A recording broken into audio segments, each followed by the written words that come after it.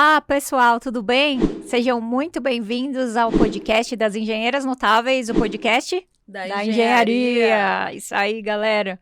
Um prazer estar aqui com vocês novamente, trazendo conteúdo inédito e de qualidade na nossa área de engenharia. Agradecer inicialmente aos nossos patrocinadores que contribuem e permitem que o nosso canal continue no ar. Quem são eles, Gi? Então, vamos agradecer aqui ao IDD, a Procrio, a Soprema, a Soncine e a Imper Solutions. O nosso muito obrigada. Isso aí, pessoal. Muito obrigada pela colaboração, pela ajuda e por manter o canal no ar em prol da boa engenharia. E hoje vamos falar de um tema super interessante: estruturas de concreto pré-fabricado.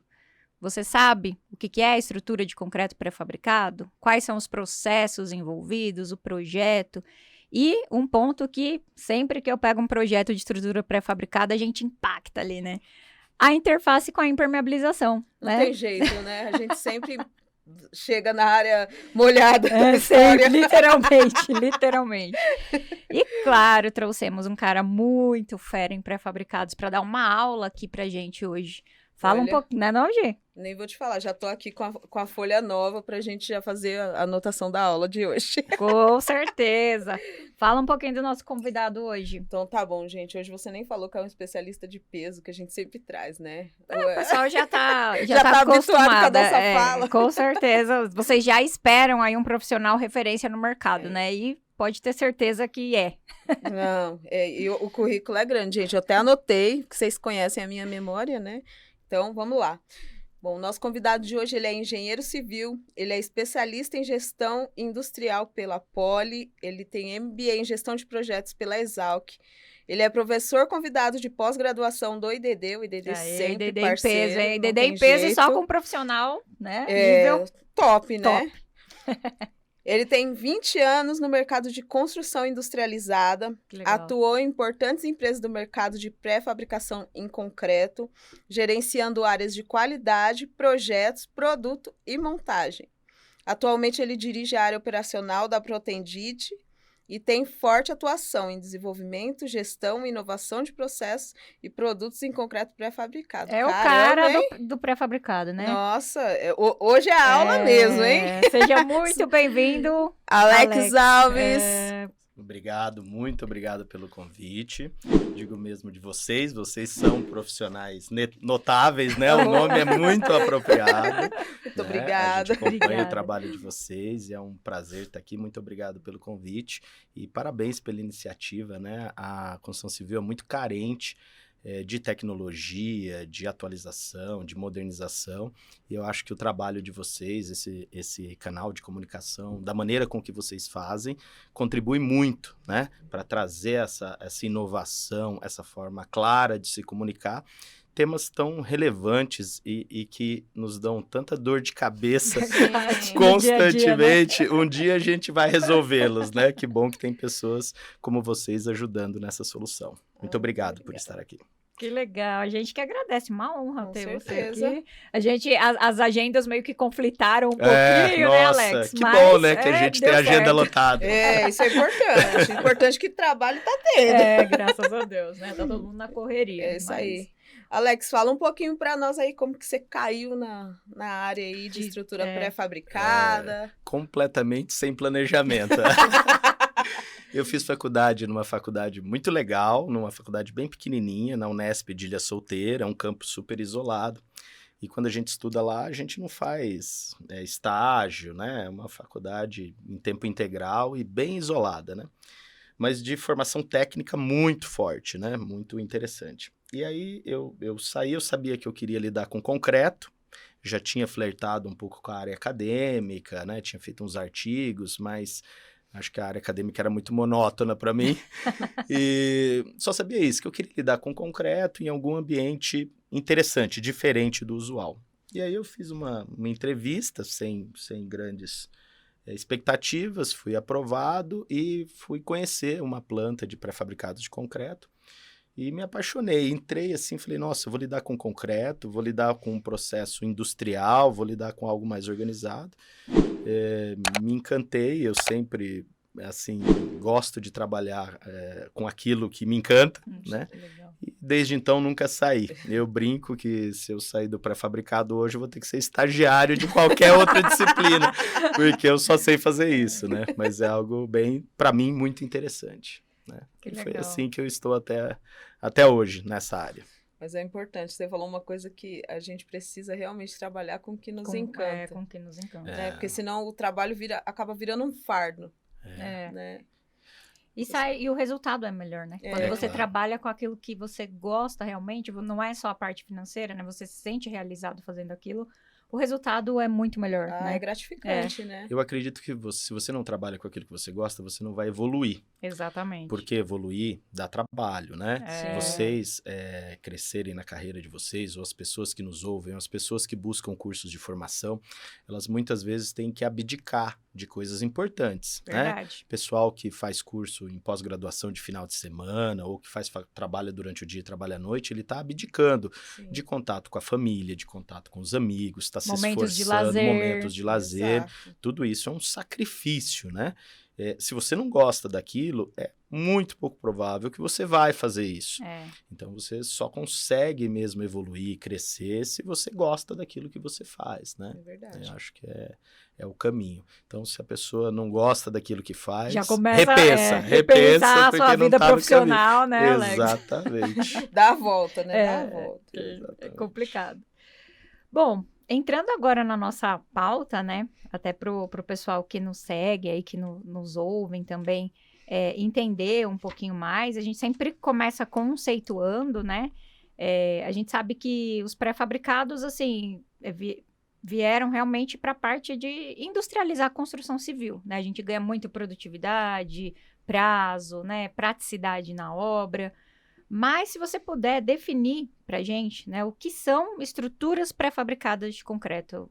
Pode ser de uma forma simples mesmo, bem objetiva, mais pro pessoal, né, se situar. E o pessoal que ainda não caiu na área ou que está estudando e acompanha a gente aí também para aprender um pouquinho mais. E infelizmente o pré-fabricado, ele hoje é uma parcela significativa do mercado, seja em volume de concreto, volume de metros quadrados, quanto volume financeiro. Pré-fabricado, na maioria das obras, ele é um produto, se não mais caro, segundo mais caro na contratação, né?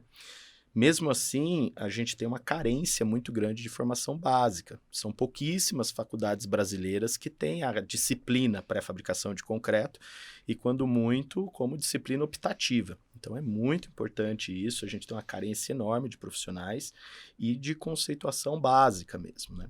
O que é o pré-fabricado? O pré-fabricado é você pegar um edifício ou parte dele, você segmentá-lo em pequenos elementos que vão ser produzidos num local diferente daquele que ele vai ter a destinação final.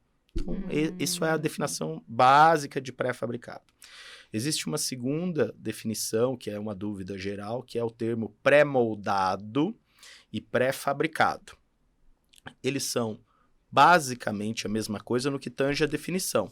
Ambos são segmentos, partes daquela estrutura, daquele edifício, que são produzidos num local diferente da destinação final. Ambos são isso. Só que o pré-fabricado é feito numa fábrica, numa indústria, com um processo de produção controlado, com uma equipe de qualidade, com formas de maior qualidade, com concreto muito mais controlado, via de regra, com uma central de concreto próxima no local, né? O pré-moldado, você pode fazer ele no canteiro, né? Próxima à posição de montagem.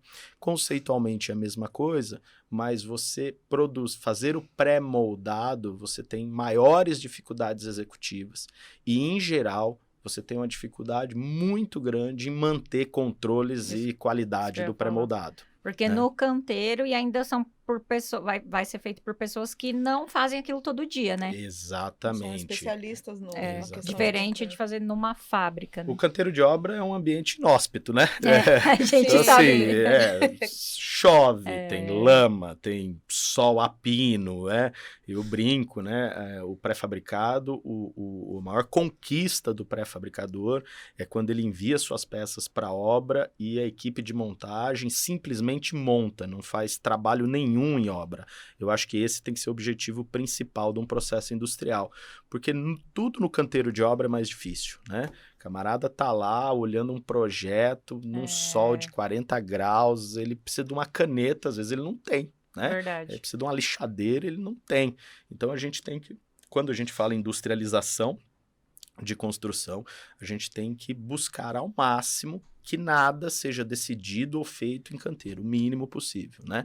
Tudo você pensa antes, você planeja antes, você executa em fábrica, para que no canteiro, que é o ambiente mais desafiador, você tenha o menor o número de dificuldades possíveis. Né? São muitas variáveis num canteiro, né, Alex? Muitas variáveis. Então, o pré-moldado, você tem a maior quantidade de interferências humanas também. Também é. De insumo também, né? De tudo, né? Eu acho. Muita interferência. Exatamente, claro. O pré-fabricado também, ele tem uma característica que o custo dele no canteiro é muito alto. Os equipamentos que você utiliza para fazer as montagens são caros. A equipe é uma equipe mais especializada, né? O transporte, cada vez mais o custo logístico no Brasil está alto. Então, se você tem um problema que você para no pré-fabricado, é um taxímetro perdendo dinheiro minuto a minuto, né? É até uma característica que eu brinco nas entrevistas, quando a gente vai entrevistar estagiário ou pessoa que está começando. Eu falo, gente, o paradigma que você tem que quebrar na sua cabeça, enquanto engenheiro, enquanto profissional da área de construção, é que na pré-fabricação você não pode deixar um problema para depois. Para resolver lá na frente, não dá, não dá. O pré-fabricado ele tem que ter isso. É alta velocidade em curto espaço de tempo, inclusive para decisões, né? Então, na impermeabilização, na construção civil, às vezes você tem tempo de amadurecer com aquele problema, né? Você identifica o problema. Você vai pensar numa solução, né? Puxa, você chegou na obra e viu uma condição que a impermeabilização que você projetou, por alguma razão, houve uma variável que você não previa e, nossa, eu vou ter que melhorar isso. Então, você vai ter tempo de pensar, estudar, né, em como você vai resolver aquilo da melhor maneira possível. Pré-fabricado, você não tem esse tempo. Deu um problema, parou o guindaste, parou uma equipe, isso custa 10, 15, 20 mil reais por dia. O tempo que ele tá parado, ele tá indo dinheiro. Então, esse é um desafio da pré-fabricação bem diferente aí da construção convencional. Né? Interessante, hein? E onde que elas são mais utilizadas, esse tipo de estruturas, as estruturas pré-fabricadas, assim, que tipo, tem tipo de obra específico, onde são mais usuais, Alex? Hoje em dia ela está muito flexível, está atendendo, eu diria, quase todas as aplicações. Óbvio, estruturas que você tem um resultado, né, de faturamento, de venda mais rápido com o tempo, obras de comércio, obras industriais, obras logísticas que você precisa de um tempo curto de produção, de execução dessa obra, porque à medida que você termina a obra, você vai ter um retorno financeiro, aí ela tem uma aplicação mais competitiva do que outros sistemas. Mas a gente tem aplicações de pré-fabricado de painéis de fachada arquitetônicos, de peças especiais, de obras de arte, de peças de infraestrutura, né? Pré-fabricado ao longo dos anos e nos últimos anos, ele ganhou muita versatilidade, seja por conta do desenvolvimento de novos materiais, a química da construção civil, ela está muito melhor, ela se desenvolveu muito rápido. O pessoal de químicos para a construção está sempre inovando, né? O pessoal está em cima de pesquisa, sempre querendo melhorar, reduzir água, aumentar resistência, traço. Isso ajudou muito o pré-fabricado e a difusão do conhecimento dessa técnica. E também, vamos lá, nós estamos num país que tem, apesar dos indicadores de desemprego, quando a gente fala para a construção civil, nós temos um problema seríssimo de mão de obra. Seríssimo. Exato. São várias vertentes. Nós temos um envelhecimento da mão de obra da construção civil, né? Nós não estamos conseguindo, na construção civil, agregar jovens. A construção civil, ela não é cativante para o jovem hoje, ele está indo muito para o comércio, para a tecnologia, para a indústria, e a construção civil, como eu disse, é um ambiente inóspito, e está afastando esse jovem, então nós temos uma mão de obra mais velha. Nós temos uma perda de profissionais que tinham conhecimentos que não são mais atuais, como carpinteiros, como mestres de obras. Quão difícil é achar um mestre de obra hoje, né?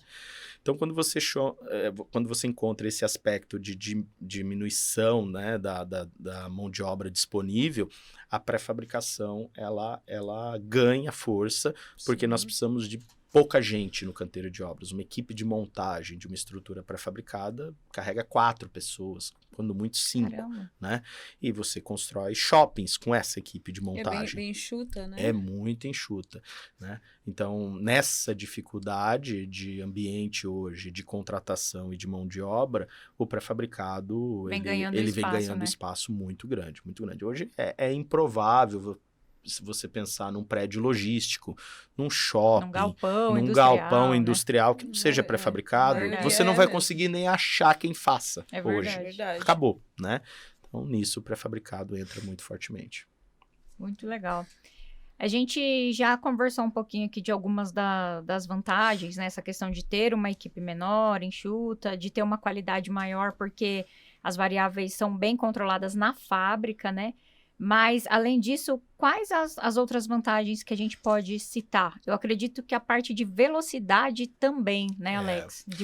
Da construção. Eu sempre trago a qualidade como primeiro pilar, né? Quando você soma isso tudo que eu falei, né? Uma mão de obra que talvez cada vez mais escassa, menos preparada, com menos curso de formação e disponibilidade, com um ambiente de obra que é um ambiente difícil, né? Você garantir que essa obra vai ser bem executada, com projetos cada vez mais complexos, tem sido um desafio cada vez maior. Sim. Na pré-fabricação, você tem um ambiente de industrial que a equipe é treinada para aquilo e ela só faz aquilo diariamente, todo dia, né? Então entra na veia, né? No DNA da pessoa aquela execução. Então você tem uma maior probabilidade de que você sempre garante a qualidade do produto. Então essa uniformidade na qualidade. Hoje em dia você consegue características de alguns materiais com muita facilidade na pré-fabricação. Com o advento da melhora da qualidade da química da construção, por exemplo, é absolutamente normal hoje nas fábricas você ter resistências de concreto de 45, 50 MPa como o menor traço de concreto numa fábrica. Caramba. Quando a gente vai para uma concreteira, a gente ainda está lá nos 25, Nossa, parece que 21 proibiram agora, né? Graças a Deus. 25 MPa, 30 MPa, vai para 40, tem concreteira que já fala, não sei, né? E mesmo assim, vai naquele vai. É a hora que você começa a realmente fazer um controle mais específico, ter um tecnologista realmente na obra, nem sempre chega nisso. E né? é difícil. Como eu disse, a obra muitas vezes é uma selva, né? Você tá lá, você faz um excelente projeto, você faz um desenvolvimento de traço junto à concreteira, você deixa tudo bonitinho, você quer um concreto de 40 MPa. No dia que esse caminhão chegou na obra, ele furou o pneu na porta da obra. Ai. E ele tá lá, e fica batendo 1 hora e meia lá, adiciona um pouquinho d'água, aquela coisa. E aí, você vai usar esse caminhão ou não? É sempre difícil, né? Já na indústria do pré-fabricado, não. Hoje, o concreto padrão nosso é 40 MPa, 50 MPa. A gente já usa com bastante facilidade 80 MPa. Nossa, né? que legal. Já usa principalmente para edifícios multiandares, né? Porque daí quando você tem edifícios muito altos, as sobrecargas nos pilares ficam muito altas. Então a gente usa um concreto de maior resistência para você diminuir a seção das peças. E a gente consegue hoje com facilidade concretos em indústria com 80 MPa.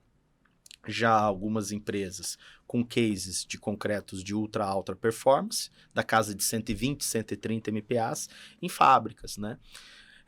Armação, na maioria das grandes empresas, das boas empresas de pré-fabricado, a armação é cortada e dobrada na fábrica, né? Então você tem um controle, você tem uma inspeção no recebimento desse aço, você tem uma verificação de cada etapa de armação com máquinas de corte e dobra, com um aproveitamento maior. A maioria do nosso aço chega em rolo. Então você não tem perda, né? Do ponto de vista de sustentabilidade, para um mercado que a gente está sendo cada vez mais demandado para reduzir a pegada de carbono. Exatamente. Tudo isso interfere, né? Óbvio, o pré-fabricado ele trabalha com consumos altos de cimento e a gente já está trabalhando, né, de fazer concretos com menos consumo de cimento ou com aditivação para reduzir a pegada de carbono. Então, mais uma vez, um item relevante. Então, a qualidade, para mim, é o principal ponto quando a gente fala em estrutura pré-fabricadas. O prazo nem se fala, né? Óbvio, porque você tem tanto o ganho do prazo na montagem, quanto o ganho que te possibilita estar produzindo essa estrutura muito antes na fábrica. Então, eu estou produzindo muito antes das atividades de canteiro, estou estocando ela na minha fábrica, estou ganhando tempo em várias frentes. Por isso que a gente reduz tanto o tempo de produção das obras, né? Quando chega na obra, é só montar realmente. Exatamente. Nós só temos o desafio da nossa sociedade latina que não gosta de projeto. Eu ia falar não gosta de se planejar. A hora que você começou a falar assim, porque a gente começa a produzir muito antes, eu já fiquei lembrando dos projetos que a gente trabalha. Que às vezes fala, então, gente, mas isso aqui tem que ajustar. Então não dá mais para ajustar porque já estão produzindo. Quando é para fabricar, eu falei, gente, mas o projeto, como vocês estão fazendo projeto já junto com a produção, né, Mas é cultural, né, Alex? É um negócio muito problemático. A gente sempre fala, né? Projeto e planejamento não é o ponto forte dos não brasileiros. Não é. Você vai lá para fora é absolutamente normal você gastar 2, 3 anos de planejamento e projeto antes da execução. É normal para eles isso. Para a gente é impensável. É impensável.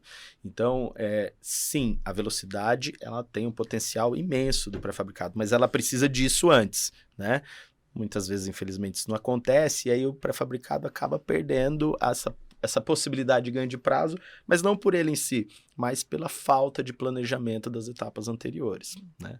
Mas tem diminuído, tá? Se serve de consolo desses meus 20 anos, tá cada vez era ano bem melhor. Pior, né, era Alex? muito pior, era muito Perde pior. Tá por melhorando. Conta das disciplinas envolvidas. Isso é complexo, né? A gente tenta ganhar por um lado, mas tem um outro que te segura. Eu acho que a gente acabou... A cultura a gente não vai mudar, a meu ver. Não no curto, médio prazo, talvez no longo. Então, o que talvez venha mudando e ajudando a gente são as tecnologias. Verdade. Como eu disse, como a cultura do planejamento não funciona na nossa sociedade, o aditivo e as novas técnicas de aço e as novas características de aço ajudaram o pré-fabricado a ficar mais resistente, desculpe, e ficar mais rápido. Como a nossa cultura, né, e de sociedade não trabalha muito com planejamento, o BIM e as novas tecnologias de software nos ajudaram a fazer projetos mais rápido e a se comunicar mais rápido. Então, o ganho de melhora que a gente teve, que eu cito, não é muito em função da mudança da cabeça das pessoas. E sim, nós temos ferramentas mais ágeis hoje para lidar com isso, né? E ainda bem, que bom, é o que nós temos e aí os bons profissionais vão se aproveitar disso. Né? Exatamente. Isso é importante. É uma coisa que eu sempre cito aqui, né, como exemplo. Eu trabalho na área de projeto e consultoria de impermeabilização, e a gente tem 2 anos e pouquinho que a gente trabalha também com o BIM. E a gente vê muito isso, assim, o BIM, ele tem essa agilidade, né, a ferramenta, a metodologia proporciona isso, mas é muito importante que os profissionais envolvidos tenham uma mentalidade completamente diferente, ou estejam abertos, porque é aquilo que você falou, é diferente da gente estar no desenvolvimento convencional, onde cada um vai lá, envia o seu projeto, você abre o projeto do outro, olha, tudo bem. No BIM, é o tempo inteiro, todo mundo falando com todo mundo. É um trabalho colaborativo, né? Perfeito. O BIM obriga, se não tiver um trabalho colaborativo, o BIM não funciona. Claro. E é o que você comentou, assim, através disso, a gente consegue, assim, melhorar. E os profissionais que querem permanecer no mercado e ter demanda, tem que se adaptar, né? Tem que ir atrás. O BIM, ele pode ajudar e tem ajudado muito, né? Na minha empresa, hoje, a gente já está com o BIM no 4D, na dimensão de cronograma. A gente já está implantando algumas coisas na área de custo, né, de modelagem. Mas ele ainda tem os desafios que toda construção civil tem. Por exemplo, não basta só o profissional conhecer um pouco, fazer um curso, saber operar um software em BIM, um Revit da vida. Ele tem que saber de estrutura, ele tem que saber conceitos, senão... Eu acho que ele tem que saber antes ainda de começar a projetar, né? Ele é uma ferramenta. Se você entra com dado errado, o dado vai dar errado. Mas pelo menos nós temos essa possibilidade. Você hoje, quando a estrutura pré-fabricada, ela nasce, na maioria das vezes, de um projeto de arquitetura, né? Em algumas estruturas muito simples, que já são muito tradicionais, por exemplo, um galpão logístico, né? que é um galpão de armazenagem, que é uma estrutura muito simples, às vezes nem tem arquitetura, né? Já nasce, já está muito padrão no mercado, já é uma modulação, já é um posicionamento de pilares que todo mundo já sabe que é daquele jeito e nasce sem arquitetura, quando muito com uma implantação. Mas a grande maioria dos outros prédios nasce de um projeto de arquitetura. Então, quando você recebe aquele projeto modelado em BIM, você já começa a trabalhar dentro daquele ambiente. E como a Maressa disse, ao mesmo tempo, se for um profissional, a empresa contratante, seja cliente, construtora, gerenciadora, estar fazendo o dever de casa bem feito, já está chamando o pessoal das instalações, já está chamando o pessoal da elétrica, da impermeabilização, para todo mundo trabalhar junto naquele modelo.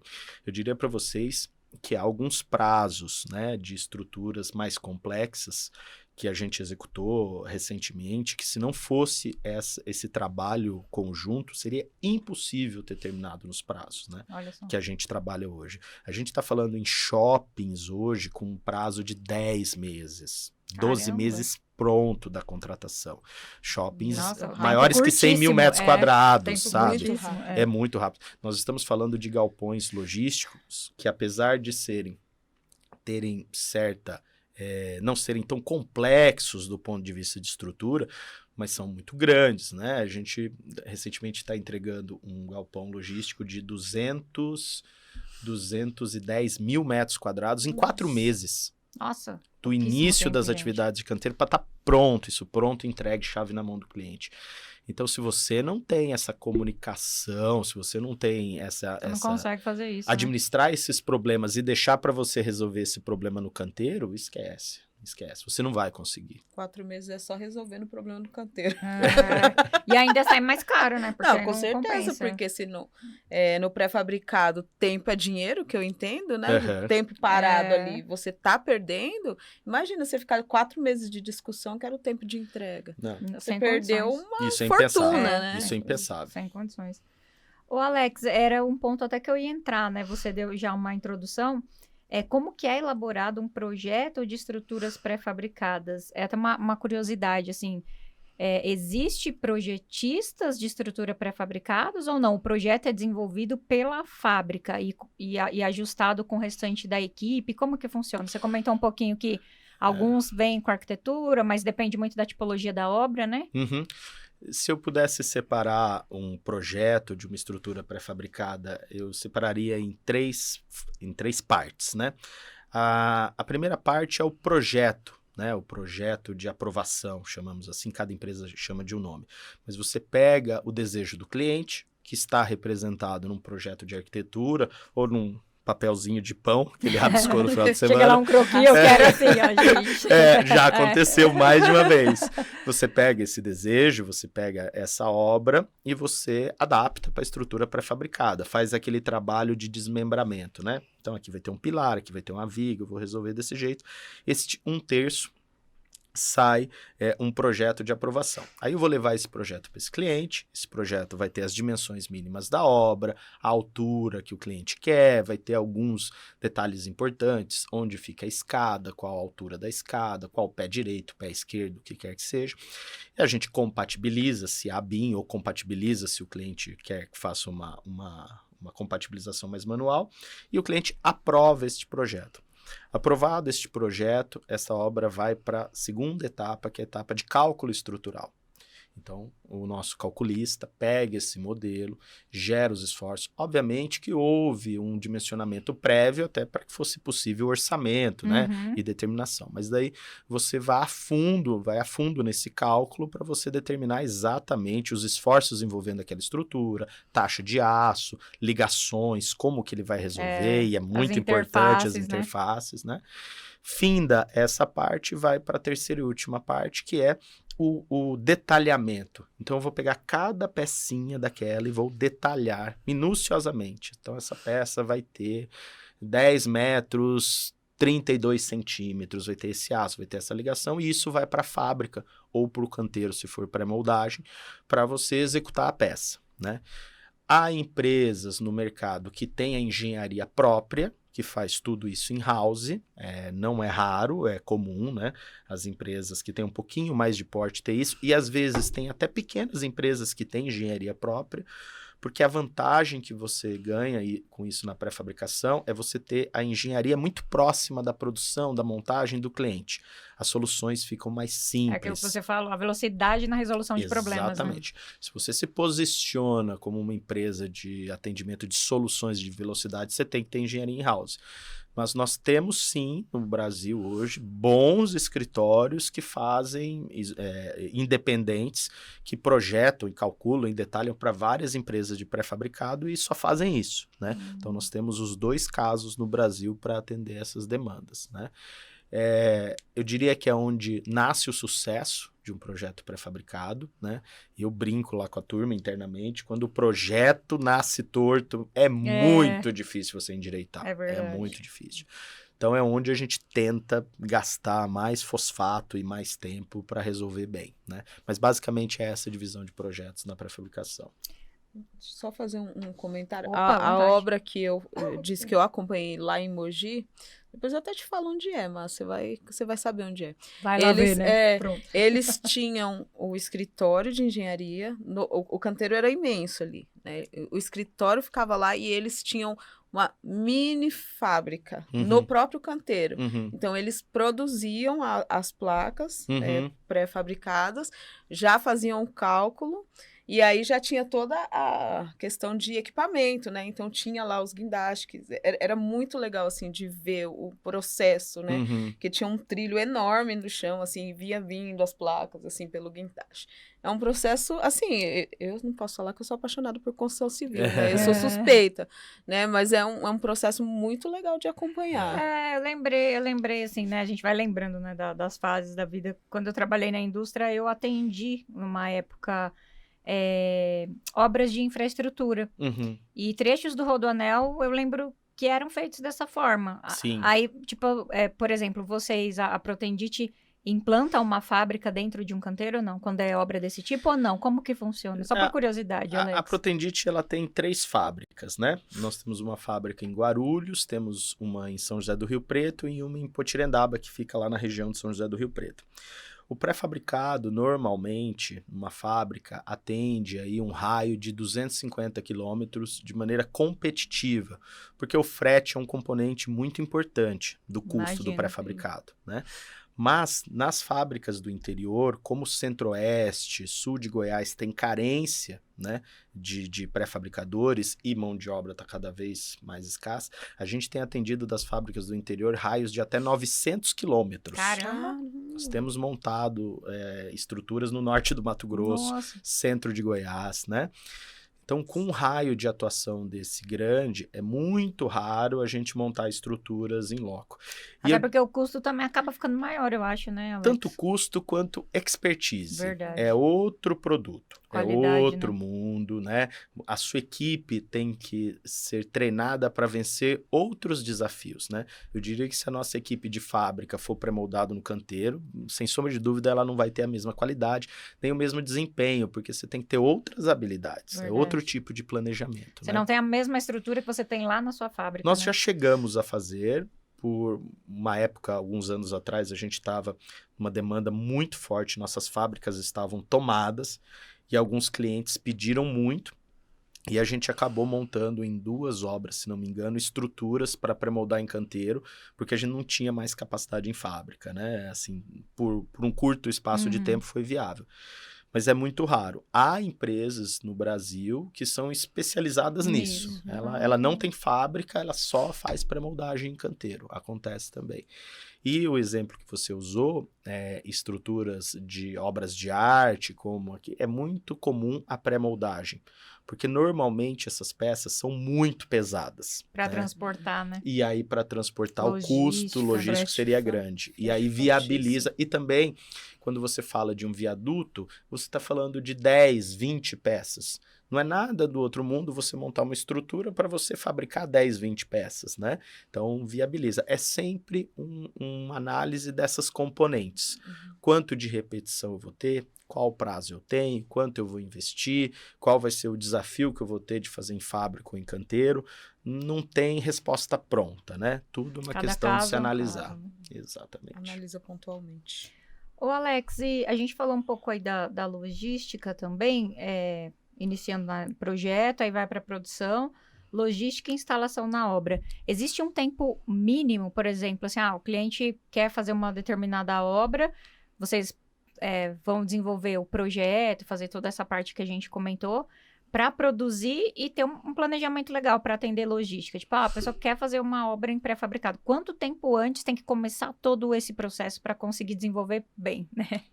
Varia muito do tipo de obra. Obras mais simples, como galpões logísticos, a gente já teve caso de assinar contrato hoje e em uma semana tá montando peça. Caraca. Já aconteceu. Nossa, já aconteceu. Muito rápido mesmo. Porque quando a gente faz em fábrica, né? E quando a gente tem engenharia própria, então, se é um projeto simples, o cliente aprova o mínimo necessário para a gente poder detalhar as peças, você muito rapidamente botou esse projeto na fábrica, a fábrica cortou, dobrou, concretou. Hoje, os nossos concretos, né, a gente usa concreto alta-densável, né, concreto com cimento ari, com aditivos de última geração, policarboxilato. Nós temos peças já sendo sacadas a partir da concretagem com 10 horas, alcançando quase 30 MPa. Né? Então, a resistência para movimentação, transporte e montagem já está garantida. Em pouco tempo, né? Então, nada me impede. Eu já cheguei a concretar peças que foram montadas no mesmo dia. Né? Então, eu concretei de madrugadinha, saquei à tarde. Já estavam montando. Com sol poente, estava o pessoal botando a peça. Casos, não é à toa que eu tô careca, né? Assim, são casos que eu espero sejam, assim, muito excepcionais, mas já aconteceu. Então, assim, não tem um tempo mínimo, né? Vai muito da complexidade e do avanço que está o projeto para a gente aprovar. Se eu fosse atribuir um prazo mínimo, assim, normalmente 1 mês para a gente desenvolver projeto e apresentar para o cliente, ele pensar um pouco, quero mudar isso, quero mudar aquilo.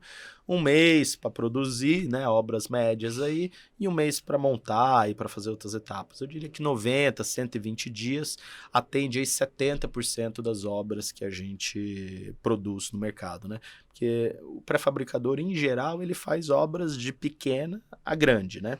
Dependendo do porte do pré-fabricador, vai limitando o tamanho da obra, né? E isso é uma preocupação que a gente tem muito forte em promover, em difundir isso para os clientes. Porque nem sempre o cliente sabe disso, né? Não sabe. Ele só compara preço, não vê capacidade produtiva. Esse é o maior risco da pré-fabricação. Quando a gente fala em pré-fabricação, a gente está falando de responsabilidade imensa. Porque nós somos vistos no mercado como resolvedores de problemas complexos, de grandes obras, né? Nós montamos, ano passado, um prédio com 56 metros de altura, né? Caramba. Então, o pilar tinha emendas, você não conseguiria nem produzir um pilar. Então, recentemente, a gente forneceu vigas para uma obra com 36 metros de comprimento, transportadas por 400 quilômetros. Meu Deus. Né? Nós, há 2 anos atrás, a gente até ganhou o prêmio de obra do ano com essa obra.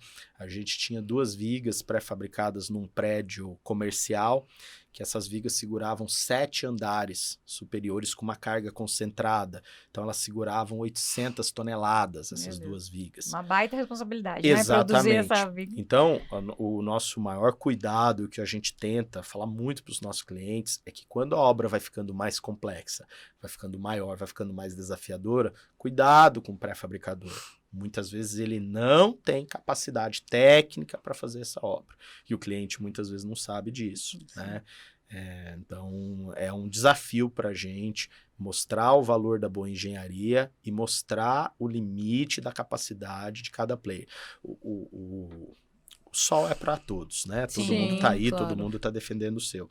Mas tem que ter... A nossa responsabilidade é muito grande. O passivo de uma obra pré-fabricada pode matar pessoas, Deus me pode livre, verdade. destruir uma estrutura, Exatamente. pode acabar com o investimento. Então, assim, a responsabilidade é muito grande e é o único cuidado que tem que se ter. Você olhar qual é a capacidade, até onde aquele pré-fabricador está preparado para fornecer aquilo, né? Na Protendit, a Protendit esse ano completa 65 anos, né? É a empresa Legal, hein? Tá bastante tempo no é mercado, a hein? empresa mais antiga em operação no pré-fabricado no país. Então, como é você carregar uma empresa com 65 anos, né, não tendo nenhum passivo desse tipo no histórico, né? É um cuidado. E tem outras, né? Vai sair uma publicação na revista do Embracon de 4 empresas de pré-fabricado com mais de 50 anos no Legal, mercado. hein? Então, isso é bastante, né? Mostra que nós temos, sim, empresas super capazes no mercado, que são capazes de resolver esses desafios, mas o cliente tem que estar sempre atento a isso, até onde vai, né? Porque o pré-fabricador menor, ele tem um custo menor, muitas Sim. vezes, né? É claro, a estrutura dele é menor, o grau de insensatez é maior, enfim. Então, assim, tem que tomar esse cuidado.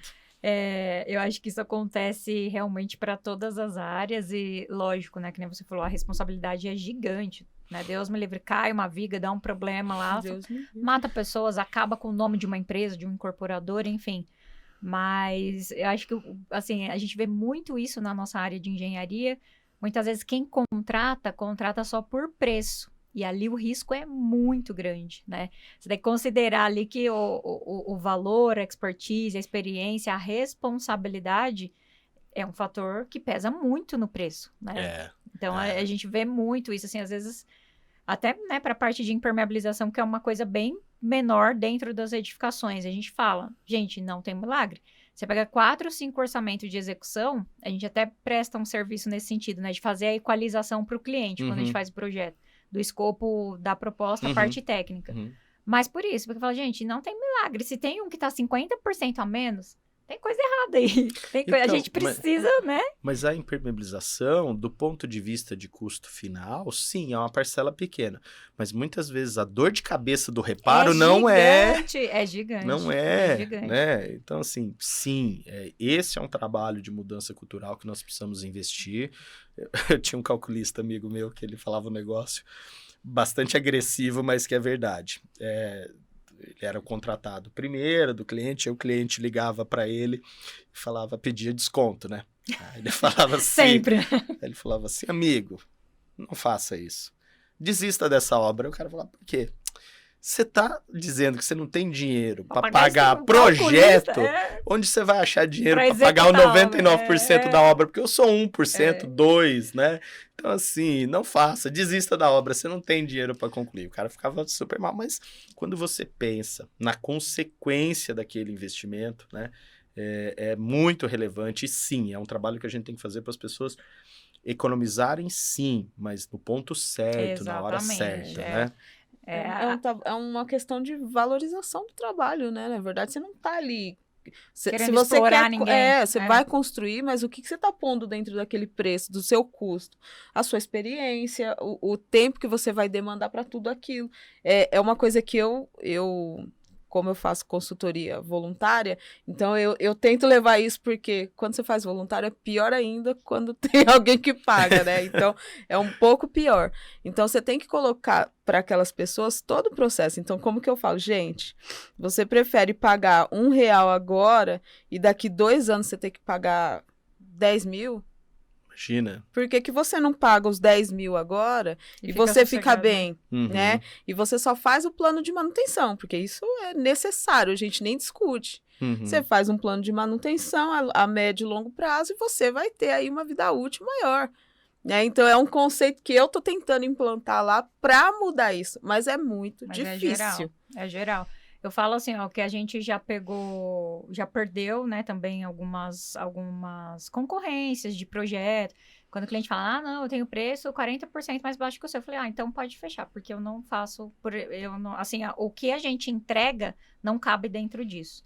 Ou muitas vezes, se é um cliente que a gente quer entrar muito, né, entender, falar, olha, então a gente vai marcar uma reunião, eu vou mostrar o que nós entregamos, para aí você avaliar se realmente, né, tá sendo... o preço, você acha que está mais alto. E realmente, já peguei, assim, outros trabalhos, né, no mercado, que a hora que você fala, gente, assim, para entregar nesse nível, a gente conseguiria fazer um preço menor, mas não é, né, o que você falou, não é o nosso objetivo, né? Não é sempre melhorar, né? Subir o nível do mercado, não baixar. Mas é bem isso que você falou. Muitas vezes até a falta do conhecimento ou da experiência de um profissional ou que está há menos tempo ou de uma empresa menor, é que ele nem enxerga isso, né?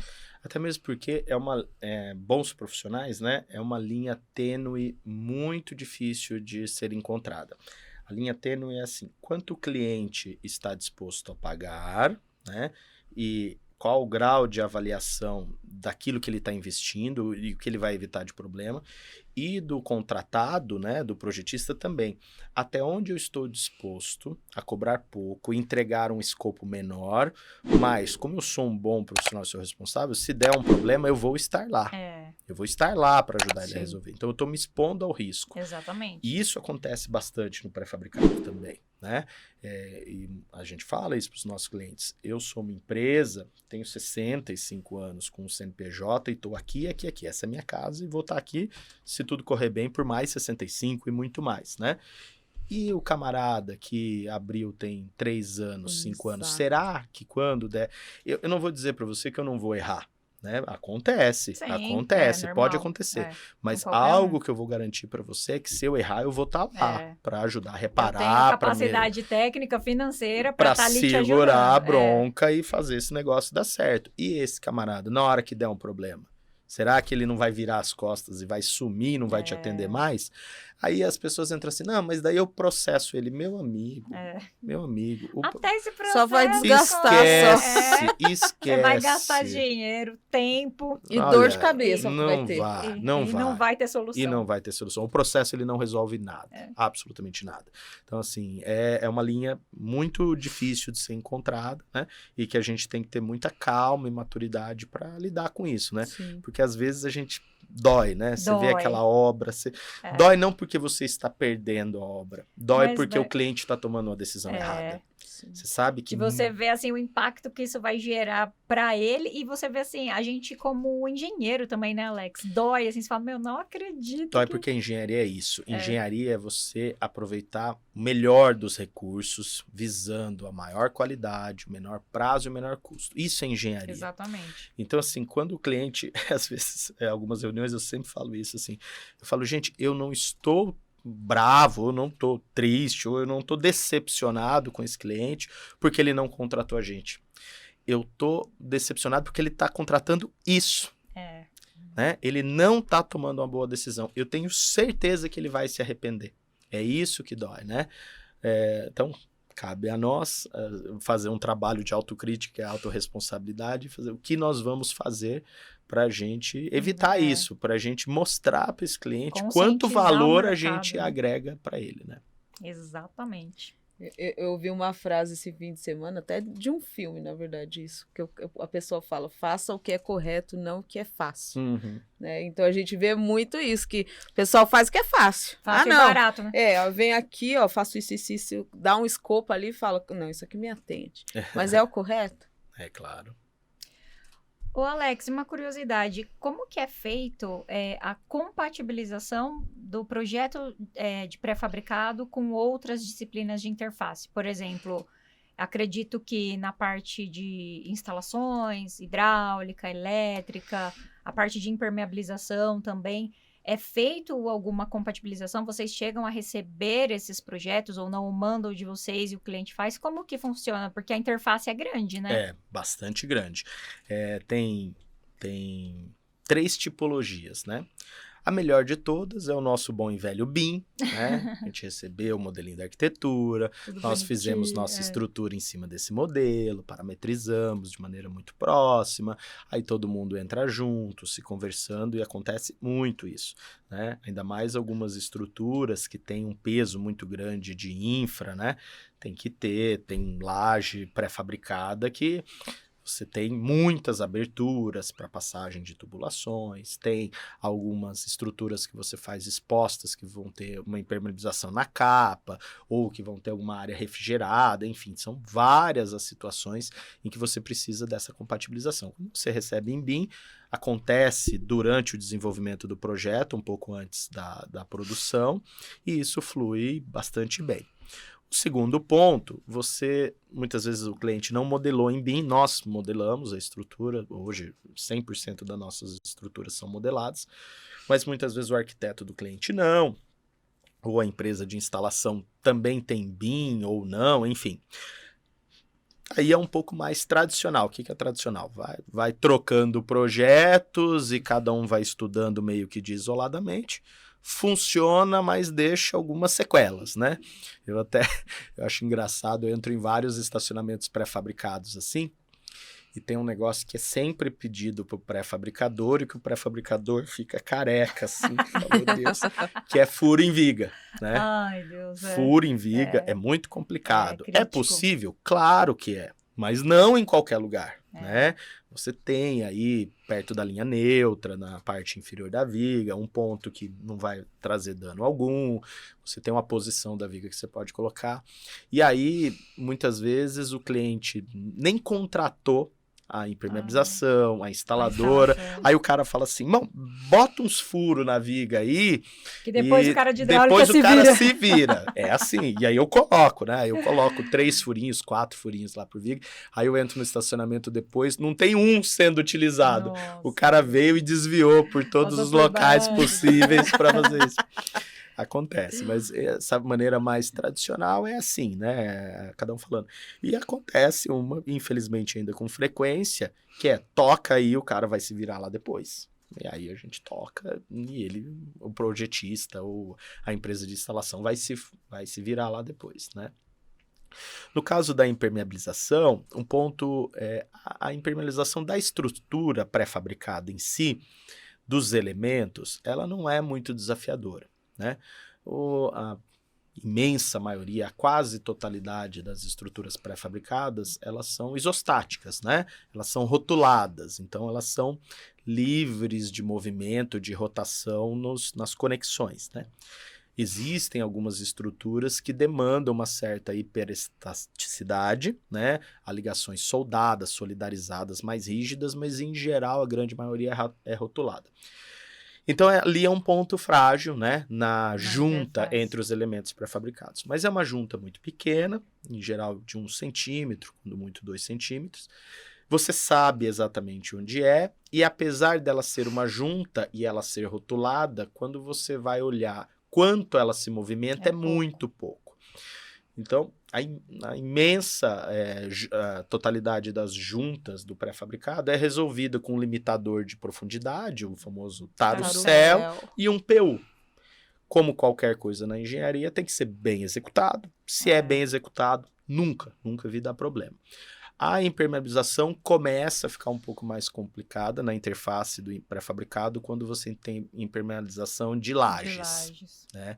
Aí é um pouco mais complicado quando você tem impermeabilização de painéis de fachada, dependendo do painel de fachada, se ele for muito grande, se ele for muito fino, se ele for muito pequeno, e a interface desses elementos, da fachada com a estrutura.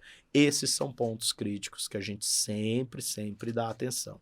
Então, tem capa impermeabilizada, a gente sempre fala, você já contratou a impermeabilização, já tem o projeto, porque não há limites, não há problemas em você impermeabilizar a estrutura pré-fabricada, desde que você saiba o que você está fazendo, planeje isso, né? Então, o pré-fabricador, o responsável pela estrutura pré-fabricada, tem que saber quais informações ele está te entregando. Então, Maressa, que é uma laje alveolar pré-fabricada, ela tem um limite de utilização, ou seja, ela mexe por si só, e em determinado ponto ela está encostado num painel pré-fabricado que não vai mexer. Então aqui, ó, vai mexer bastante, vai trabalhar. E aí a Maressa, com a expertise e o know-how dela, vai fazer uma solução de impermeabilização específica para isso, porque vai trabalhar e vai movimentar. Ela não vai botar uma mantinha rígida ou qualquer material ali que não suporta essa movimentação, né? Então, assim, esse é o cuidado que a gente tem nesses pontos. Puta, laje impermeabilizada, laje exposta, painel de fachada, elementos que entra água, contenções de água, né, piscinas, subterrâneos que vão ter líquidos. A gente sempre cobra do cliente. Cliente, por favor, me dá o contato do seu projetista da impermeabilização, me dá o contato do seu projetista de instalações, que a gente vai precisar compatibilizar isso. Tem alguns pontos aqui que ele precisa se atentar. Não pode fazer qualquer coisa que vai dar problema. A gente já pegou, por exemplo, o que pega mais assim, em edificações habitacionais são edifícios garagens, que geralmente são pré-fabricados, né? E todas as vezes, né, às vezes a gente pergunta pro cliente, porque ele manda lá um projeto e tal, falei, gente, vai ser pré-fabricado, né? Vai ser. Falei, então, mas como é que tá isso? Não, já tá produzindo. Eu falei, então, só que a gente tem que ter um pouquinho de cuidado, porque a gente precisa, principalmente nas coberturas, ou a última laje lá do edifício garagem, né, aqui cobre ele. Falei, a gente vai ter que impermeabilizar, né, a gente tem a interface ali com rodapé, o pré-fabricado, geralmente, vocês não vão prever nenhum tipo de emboço ou proteção, e talvez eu vou precisar de alguma coisa daquele rodapé. Como que a gente vai fazer o escoamento, né? Sendo uma laje alveolar, vocês vão fazer em cima da capa de concreto, mas vai conseguir dar caimento nisso? Como que tá a drenagem disso, né? Claro. Vai ser no entorno... Aí, nossa, a gente não pensou nisso. E agora, Marissa? Então, agora a gente tem duas soluções, ó. Dá pra fazer assim, dá pra fazer assado. Só que tem que envolver o pré-fabricador e vocês também tomarem, no caso o cliente, né? A decisão. Porque, assim, realmente, hoje nós temos aí alguns materiais, algumas tecnologias que têm flexibilidade, elasticidade, né, que possam ser projetadas diferente de uma manta asfáltica, mas precisa de uma mão de obra especializada para aplicar. Se for algo exposto, tem que ter manutenção depois do usuário. Falei, isso também são condições críticas, porque você deixar uma manutenção direto na camada impermeável na responsabilidade do usuário, será que vale a pena? Aí, às vezes, é uma edificação de médio ou baixo padrão. Falei, gente, então vamos para manta, né? Vamos fazer algo protegido, mas vocês têm que ter ciência que no rodapé vai precisar pelo menos de 40 centímetros de proteção. A gente vai ter que estruturar isso para isso não descolar depois e a água entrar por ali. Então, assim, são pontos extremamente críticos que é o que você falou. O pessoal não pensa assim, fala, claro. Pré-fabricado, você vira aí com a impermeabilização. E tem coisas assim, de novo, né, que dói não o erro, mas assim, por que o problema que isso vai dar depois. O problema que isso não vai dar. Você vai lá, faz um edifício garagem, às vezes a gente pergunta, né, como é que vai ser o escoamento?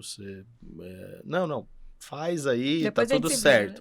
E aí você pode dar o escoamento na própria laje, né? Você inclina, é fantástico. Que aí faz por canaleta, Faz por canaleta, e aí a própria capa você já ganha isso. Aí o cliente faz isso reto, né? Dá um trabalho depois, aí ele vai ter que, às vezes os panos são muito grandes, ele vai ter que dar essa inclinação numa camada que ele vai fazer posteriormente, num enchimento, né? Sobrecarga, isso gera sobrecarga. Que vai gerar uma sobrecarga, assim, ok, o pré-fabricado aguenta bastante desaforo, assim, sabe? Porque muitas vezes os esforços de movimentação, de saque da peça da forma, de transporte, eles são superiores aos esforços de trabalho. Então, o pré-fabricado tem essa característica, né? Ele aguenta bastante desaforo de carga. Mas, de novo, dá dó. Né? Você vê o cara gastando material, gastando produto, gastando dinheiro, gastando tempo em fazer uma queda, uma inclinação com enchimento que ele poderia, com uma informação, ter resolvido no pré-fabricado a custo zero. Exatamente. Né? Então, isso é complicado.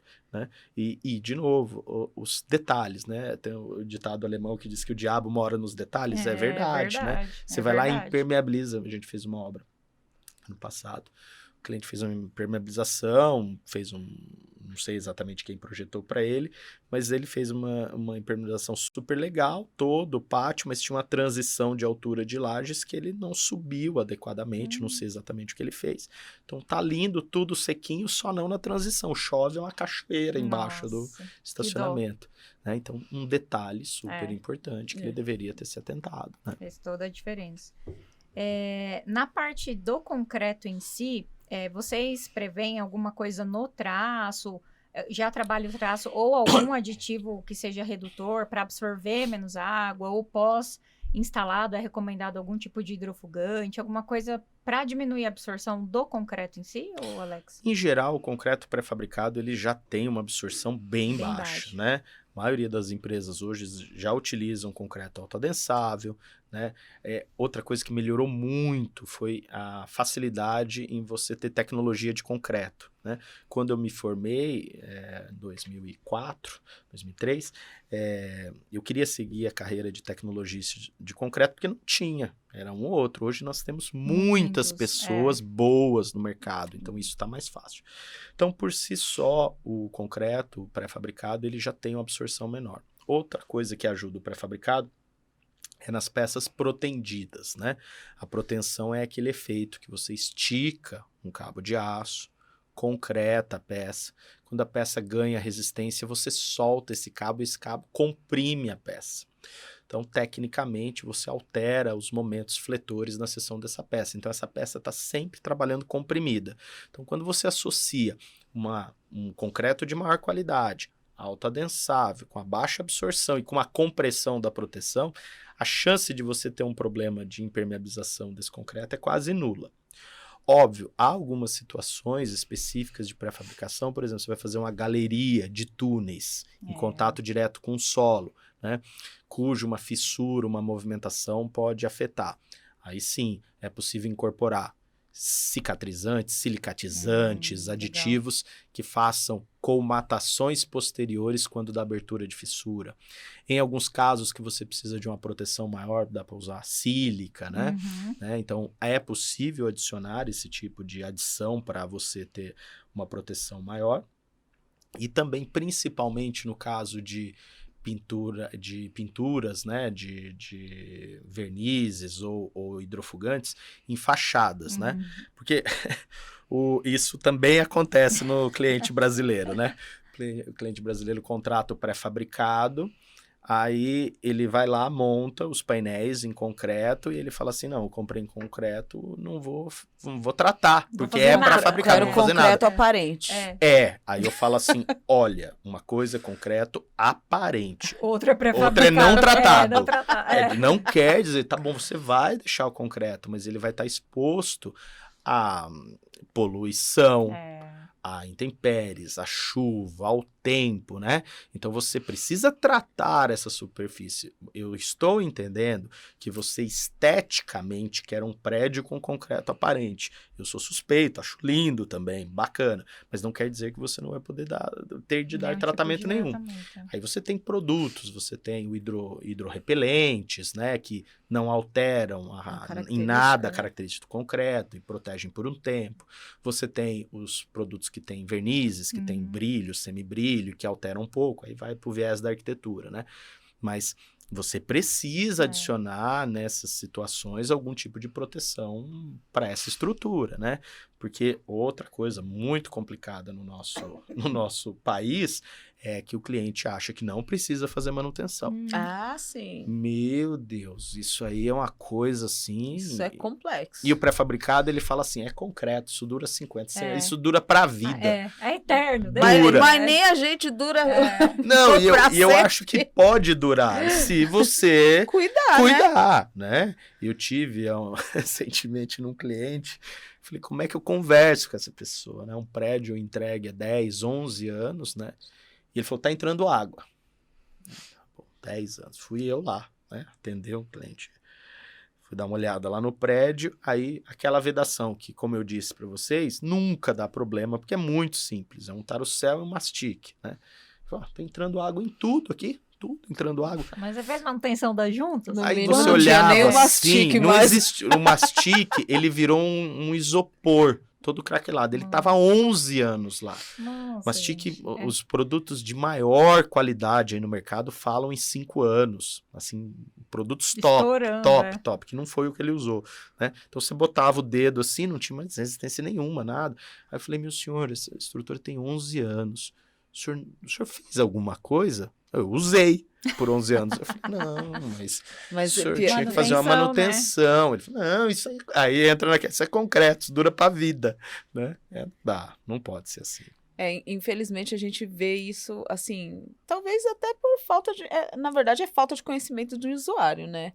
E a gente não vê, lógico, agora está sendo bem fomentada a questão manutenção, mas o usuário, ele é leigo muitas vezes. Então, ele acha... Eu acompanhei uma vez um problema em um prédio, altíssimo padrão, e estava com 10 anos, se eu não me engano, que a gente estava acompanhando lá. Eles nunca tinham trocado o selante da fachada. Gente, olha isso. E ele estava infiltrando pela fachada inteira. E aí tinha feito um orçamento, acho que tinha ficado $500 mil, se eu não me engano, para trocar todo o selante.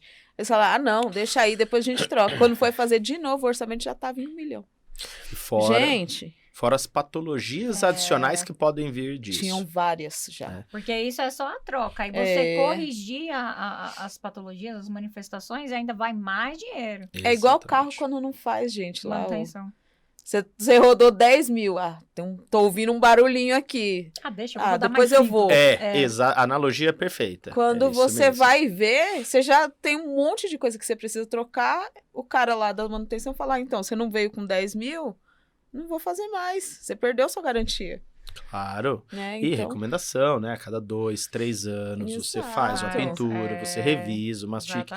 Provavelmente ele ia gastar uns 20, 30 mil no primeiro ano, depois uns 20, 30 mil. Ao longo de 10 anos, ele ia gastar 100 mil para fazer essa manutenção, ter o prédio dele bonito e esteticamente adequado, e muito menos do que ele vai gastar 10 anos sem fazer nada. Né? Mas e às vezes você vai falar e você leva ainda bordoada. Né?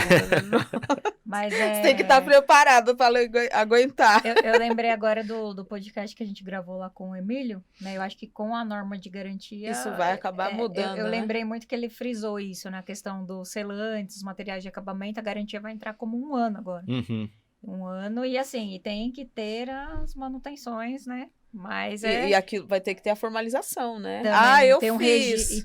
Tanto do cliente quanto de quem entrega, né? Claro. Para registrar lá, falar, você tem que fazer, porque senão vai perder garantia. Né? Uhum. Mas é complicado a nossa, assim, conscientizar o mercado de tudo, da importância da manutenção preventiva, né? Claro. É um trabalho constante. Gente, a gente tem que fazer manutenção preventiva até nossa. É claro. Imagina, nada é eterno. Bom, a gente falou um pouquinho, você inclusive falou agora dessa questão das juntas, né? Que são pontos bem... são pequenos, né? São críticos e eles são baixos, né? As espessuras são baixas.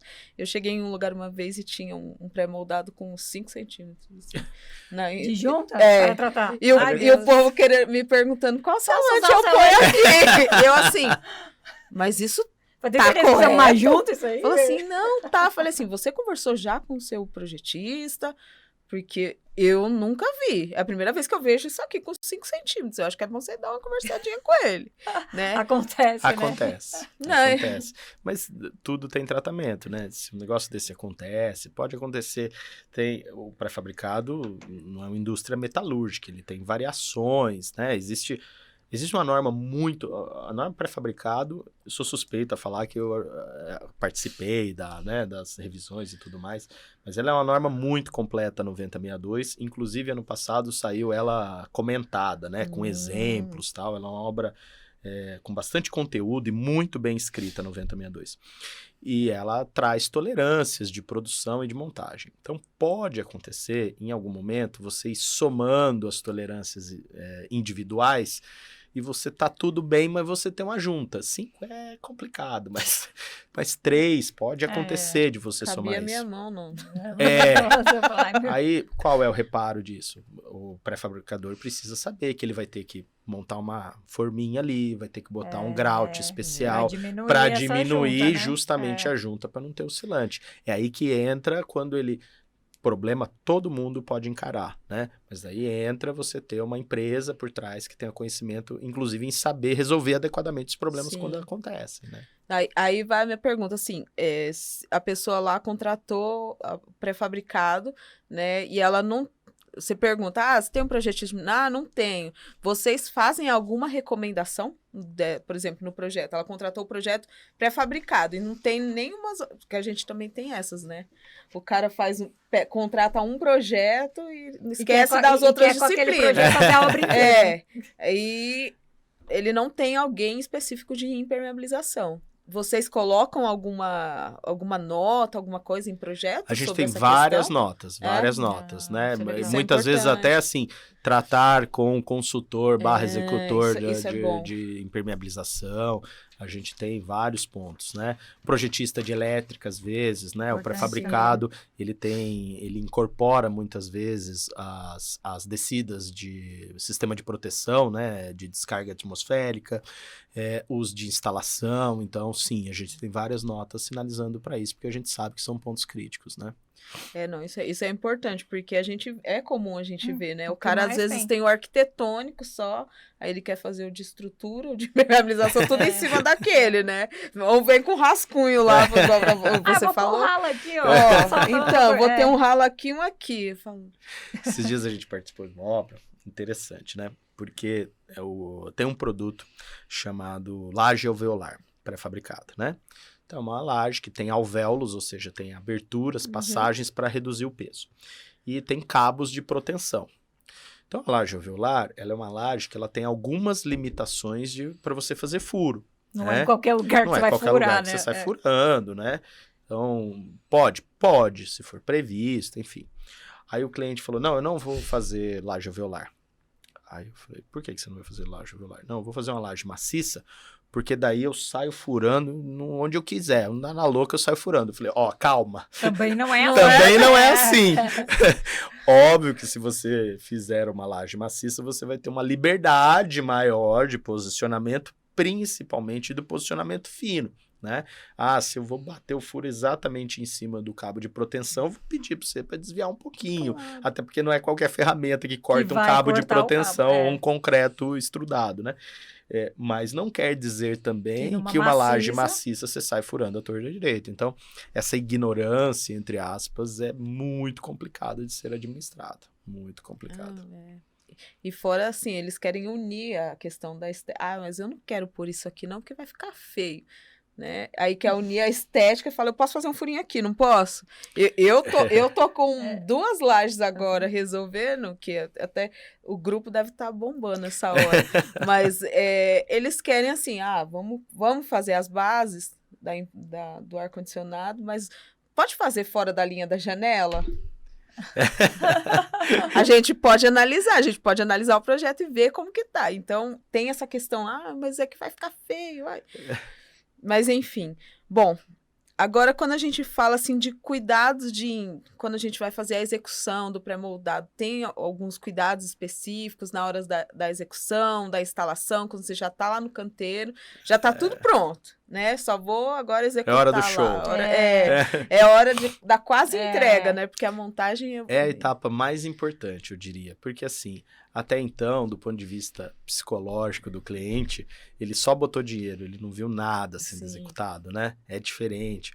Muitos clientes nem vão em fábrica, então eles acreditam que a gente está produzindo. Ele não tem nem noção, né? Se está andando, se não está. Exatamente. Quando você vai erigir a edificação, você vai montar, esse sim é o momento que ele vai ver a realização daquele sonho dele, né?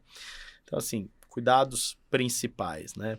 Você vai levantar peças pré-fabricadas, pesadas muitas vezes. Os maiores desastres assim, de engenharia de pré-fabricado é com a queda de peças ou a queda de guindastes, né? Então, você ter o equipamento adequado para fazer aquela movimentação é algo muito caro. Então, aqueles pré-fabricadores mais simples, aquelas pessoas com menos responsabilidade, muitas vezes economizam no guindaste ou expõem o equipamento a uma atuação além da sua capacidade. Isso é muito perigoso. Então, ter uma empresa séria, há um documento que é o plano de rigging, que é um documento técnico que é feito avaliando essa montagem. Se o equipamento para aquela peça para aquela posição de montagem está adequado. A gente faz plano de rigging para quase legal. todas as montagens. Então, além da produção, então, todo o planejamento, a parte dos equipamentos também entra num preço fechado quando o cliente contrata? Entra. É muito raro. Existem empresas terceiras de montagem no Brasil hoje, mas elas, em geral, são contratadas pelos próprios pré-fabricadores. É muito raro e eu não recomendo que um cliente assuma a montagem. Porque não tem conhecimento. É muito delicado. E até mesmo porque, por mais que nós tentemos fazer tudo em fábrica, tudo, há etapas na obra. Sim. E são etapas significativas. A gente teve, há uns 10 anos... não me lembro bem agora, um desastre terrível aqui em Santo André, no ABC, de um prédio pré-fabricado de 7 pavimentos que veio abaixo, né, inteiro. Graças a Deus, num domingo, não tinha ninguém nem trabalhando lá. Nossa, mas por quê? Porque a empresa de montagem foi subindo, montando, e não fez nenhuma ligação, não fez nenhuma solidarização, não fez nada. Uma só tava irresponsabilidade. Uma peça encaixada. Um baralho de cartas. Né? Um baralho de cartas. Que perigo, isso hein? aconteceu. Então você tem etapas de canteiro, de ligações às vezes provisórias, ligações intermediárias, que tem uma responsabilidade muito grande. Então, esse é o segundo cuidado. Você tem uma equipe especializada, você tem empresa por trás disso, né? Algo muito relevante também é o acesso para essas carretas chegarem. Esse é o sofrimento do pré-fabricador. Isso detona, porque nossas carretas são pesadas, os equipamentos são pesados, muitas vezes o cliente faz aquele terreno maravilhoso, chove e não entra. Não entra. Aí é terrível para todo mundo, né? O pré-fabricador perde dinheiro porque a equipe está lá parada, o equipamento está parado, o cliente não está vendo a obra acontecer, porque a peça, eu sempre falo, olha, eu monto, se eu chegar lá, a gente monta. Então esses são os principais cuidados, né? Ter um projeto de montagem, ter um profissional capaz de interpretar o projeto de montagem, fazer as ligações, sejam elas por solda, parafusadas, grauteamento, algo que melhorou muito na pré-fabricação foi isso, a tecnologia de ligações, né? A pré-fabricação está cada vez mais alta, nós estamos cada vez mais fazendo edifícios multipavimentos, porque não tem mão de obra, porque o prazo é determinante, por uma série de razões, né? E aí a gente só consegue subir porque nós temos ligações capazes de suportar isso, né? Quanto mais um prédio sobe, mais ele é exposto a esforços de vento, movimentações. Sim. Então, tem que ter ligações adequadas para isso, né? A gente ainda tem o benefício, diferente de lá fora, de não ter sismo, não ter terremoto, né? Verdade. Ajuda bastante.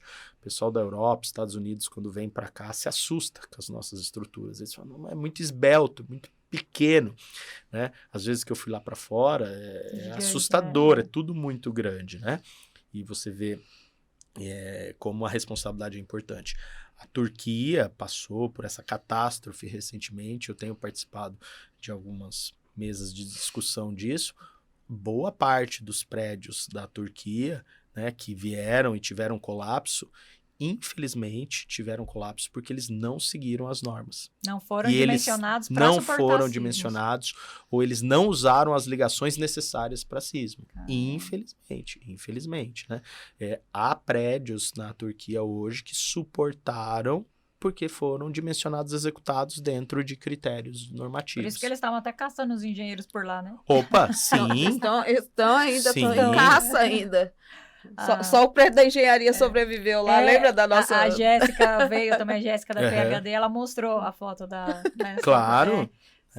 Falou sobre isso também, e o prédio da associação lá, né? Dos alguma coisa de engenheiros. Assim. Tinha ficado em pé, eu falei, que bom, menos orgulhoso. Por isso que eu falo, é a responsabilidade da onde a gente trabalha, do que a gente faz, né? É muito sério. Mas aí agora me ocorreu outra coisa. O prédio que os engenheiros vão ficou em pé, bonitinho, isso né? que eles fazem, e os que eles fizeram caiu todos. Poxa! Triste realidade. Ô, gente. A gente sempre fala, uma hora passa muito rápido, assim, né? E a gente tá chegando hoje no nosso final aqui, no nosso bate-papo. A gente... nossa, aqui, ó. Rendeu bastante, aprendi muito também. Até para os meus projetos lá, as interfaces. Eu vou ficar ligada em mais coisas, ó. A Marissa fica assim, anotando aqui, assim, ó, quando eu vou fazer um projeto de Imper, hoje vai ter isso aqui, eu vou alterar. Vou ligar para essa pessoa pra assim esse que cliente acabar. falar, gente, ó, peraí, tem mais coisa. E aí a gente sempre pede para que o nosso convidado deixe uma mensagem, uma dica. Foram várias dicas, pessoal. Vocês espero que tenham pegado todas aí, teve várias. Né? Mas deixa uma dica pro pessoal que está começando ou está pensando em ir para engenharia nessa área de concreto pré-fabricado. Ó, eu já errando o termo. Isso porque eu anotei aqui. Né? Então, para o pessoal, para engenheiros que estão na área ou são novos ainda, para o pessoal em geral aí que nos assiste, compartilha aí nosso conteúdo. Eu acho que seja para pré-fabricação ou qualquer área da engenharia, a dica que eu dou é assim, identifique, se conheça para identificar aquilo que você gosta, aquilo que você vai gostar de fazer, né? E a partir do momento que você encontre alguma coisa que você goste, estude para ser o melhor naquilo, né? Pode ser que você não consiga, mas quando você estuda e se dedica, você cresce, você evolui, né? É uma área muito bonita, né? Eu escolhi a engenharia civil porque eu sempre quis deixar um legado nesse mundo, né? Eu acho importante isso. Quando a gente constrói um prédio, é um legado que você está deixando, né? Eu passei às vezes com a minha esposa e com a minha filha, né? E eu falo, ó, papai fez esse prédio, fez esse prédio, fez esse prédio, fez esse prédio. Ela fala, nossa, você trabalha muito quando ela é pequenininha. Por mais que seja uma parte só da estrutura, eu me sinto dono daquilo, eu me sinto proprietário. Eu falei, olha, eu deixei, também. né? Parece que são filhos nossos, né? Exatamente. Você olha e fala, nossa, que legal, que orgulho, como tá indo bem. Eu participei, eu preciso até tomar cuidado, né? Às vezes nas reuniões eu falo assim, não, eu fiz isso, eu fiz aquilo. Eu falo, gente, desculpa, eu não tô querendo ser arrogante, não é que eu fiz, mas eu participei daquilo, né? A gente se sente parte daquilo, né? Então, eu acho uma carreira muito bonita, né? Muito importante para a sociedade, ainda mais num país em desenvolvimento. Nós temos um país jovem, um país de 200 anos, né, de sociedade, que tem muito ainda a construir, muito a crescer. Acho uma carreira muito bonita. E que quem escolher ela, ache alguma coisa, qualquer área, tem um monte de área na engenharia, e busque conhecimento, se dedique, vá atrás para você crescer e evoluir. Acho que esse é o recado que eu deixo. Muito bom. Muito bom mesmo. Muito bom, legal. Ótimo. É uma coisa que a gente tem visto aí cada vez mais crescente, os engenheiros especialistas, realmente, que isso é fundamental, né, Alex? Assim, já acabou, né, de anos atrás, aquela questão do engenheiro saber tudo. Um engenheiro saiu da faculdade, ele faz cálculo estrutural, ele faz elétrico, não. Cada um hoje tem as suas especialidades, e é o que você falou, né? Encontrou, né, o que é a razão da sua vida profissional, se especialize para ser o melhor, né? Porque hoje a gente tem muita informação, né? Muito.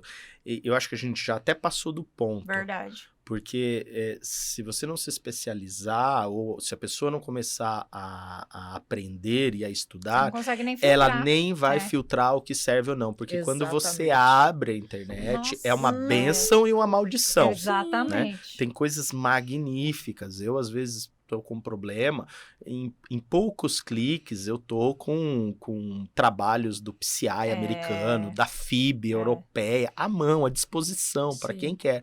Mas eu sei, quando eu olho um documento, que aquilo está trazendo algo de valor, né? Se você não tem um conhecimento mínimo para filtrar, você não vai usufruir de tudo isso. Você vira uma esponja, Exatamente. absorve tudo. O bom e o ruim. O bom e o ruim, exatamente. Infelizmente, isso é real mesmo. Mas legal. Muito obrigada, Alex, por ter vindo compartilhar a sua enorme experiência aí com a gente. Sim. Uma aula, né, de pré-fabricados aí para nós, para os nossos seguidores, né, o pessoal que acompanha aí.